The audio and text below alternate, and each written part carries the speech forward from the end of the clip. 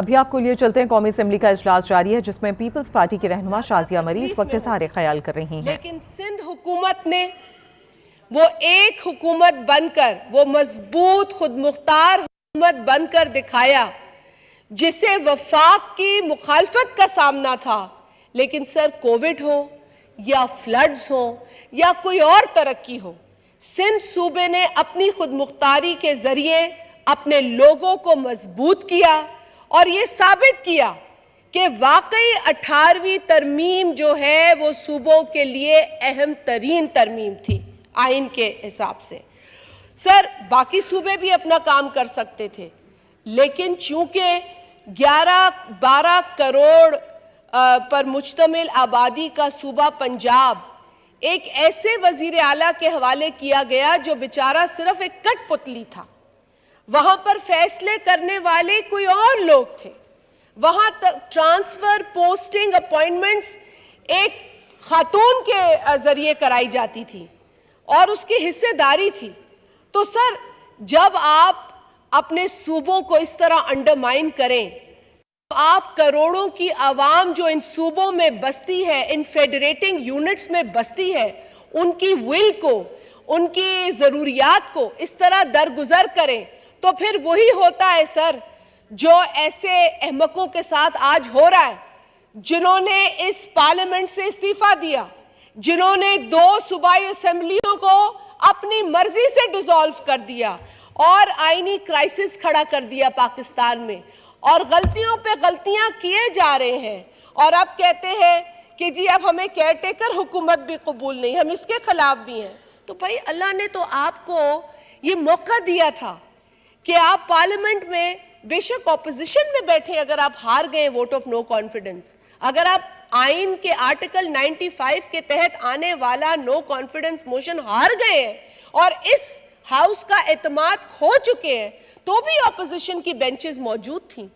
अब वो 2 हमारे कोई भेज देते हैं ऑनरेबल मेंबर्स इनके जानिब से, जिनसे शायद इस्तीफे जिनके मंजूर नहीं हुए, लेकिन बैठ के बाहर अब वो कंफ्यूजन का शिकार है, हमने इस्तीफे दे दिए। सर, आप स्पीकर हैं, you know better than anyone else in the house कि इस्तीफे देने के बाद इनके अराकीन तनख्वाहें उठाते रहे, इस्तीफे देने के बाद भी इनके वुज़रा जो थे साबिक हुकूमत के, वो मिनिस्टर्स एनक्लेव में बैठे रहे, पार्लियामेंट लॉजेस में मुकीम है, गाड़ियां सरकारी इस्तेमाल करते रहे। ये कौन सा प्रिंसिपल है सर? The day I if I have to resign and the day I resign, that is the day that I should not get any perks, any salary, because I made that decision. मेरा conscience कहता है कि I should not get all this. Sir, ये कैसा principal था कि आप इस्तीफे दें मगर तनख्वाहें मिले, इस्तीफे दें मगर लॉजेस में रिहाइश मिले, इस्तीफे दें मगर मिनिस्टर्स एनक्लेव में घर हो, इस्तीफे दें मगर सरकारी गाड़ियां भी हमारे पास हो, सरकारी पेट्रोल भी हमारे पास हो।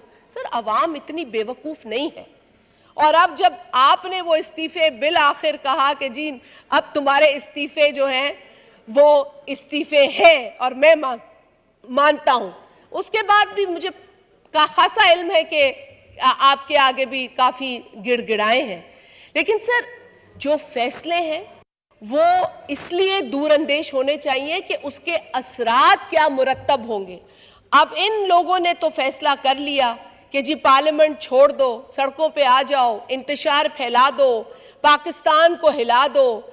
जो इस वक्त ऑनरेबल सदर की कुर्सी पर फाइज हैं, वो भी ये कहा करते थे कि कराची को हम बंद करके दिखाएंगे, कराची को हम आग लगा के दिखाएंगे। सर, कराची किसी के बाप की मिल्कियत नहीं है। कराची शहर पाकिस्तान की धड़कन है। उसको बंद कराने वाले नेस्तो नाबूद हो गए हैं। उस कराची में पर्चियां बांटने वाले, बोरियों में लाशें देने वाले, हथियार और असले की बात करने वाले आज कहीं नजर नहीं आते। तो हमें इंतशार से ना डराएं, हम देख चुके हैं वो दौर। हम सिर्फ ये आपके तवस्सुत से कहना चाहते हैं कि पाकिस्तान इस वक्त इंतशार का मुतहम्मिल नहीं है। पाकिस्तान को तरक्की के लिए अमन की ज़रूरत है, और उस अमन के प्रोसेस में जिसने ईंट लगानी है वो ईंट लगाए। इंतशार की आग तीली ना दे, बल्कि तरक्की में ईंट लगाए, अमन के क़याम में अपना हिस्सा डाले।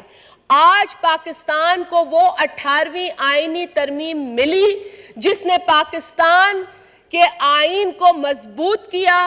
वो आइन जो शहीद जुल्फिकार अली भुट्टो ने दिया, वो वादा जो शहीद जुल्फिकार अली भुट्टो ने किया, वो मिशन जो शहीद मोहतरमा बेनजीर भुट्टो ने शुरू किया और सदर आसिफ अली जरदारी ने उसको आगे बढ़ाया।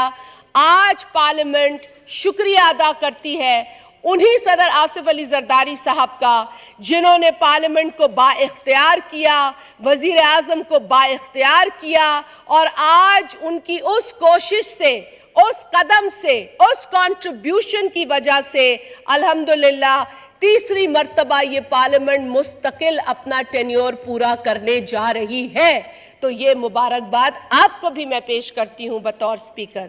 Sir, as a democratic worker, as a political worker of a democratic party, I want to congratulate all the parliamentarians sitting here today. This is a day to celebrate. Thank you, sir. Thank you mister साहिबा। मियां जावेद लतीफ साहब जी, मैं अभी आता हूं आपकी तरफ से।